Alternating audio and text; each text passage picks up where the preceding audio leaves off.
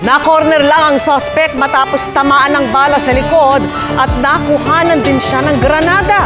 Ang kanyang lagay at ang perwisyong idinulot niya sa pagtutok ni June kasunod ng panibagong panghaharas na yan. Iginigiit ngayon ng Pilipinas na umalis na sa paligid ng Ayungin Shoal ang mga barko ng China. Handang makipagtulungan ng Agriculture Department sa investigasyon ng Senado sa palugi umanong pagbebenta ng NFA rice sa ilang pinaborang trader.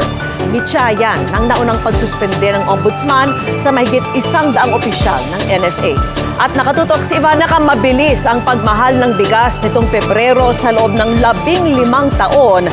Bagay na nakapagpabilis din sa inflation ng bansa.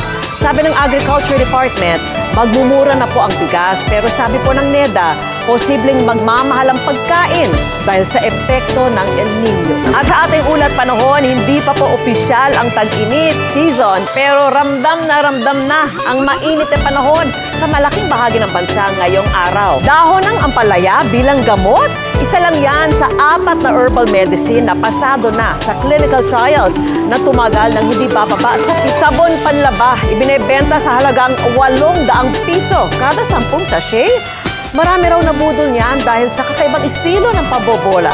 At yan po ang tinutukan ni Mark. Ang makapal na usok at abo na ibinuga ng bulkan kanina nagdulot na ng nakasusulasok na ashfall sa maraming probinsya.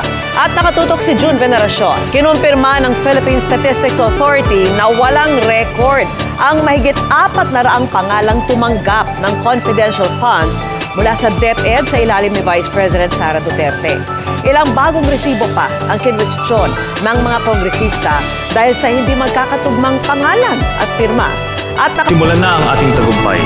Ipagpapatuloy ko ang laban para linisin ang bayan. Tapang, dangal, husay, Trillanes para senador.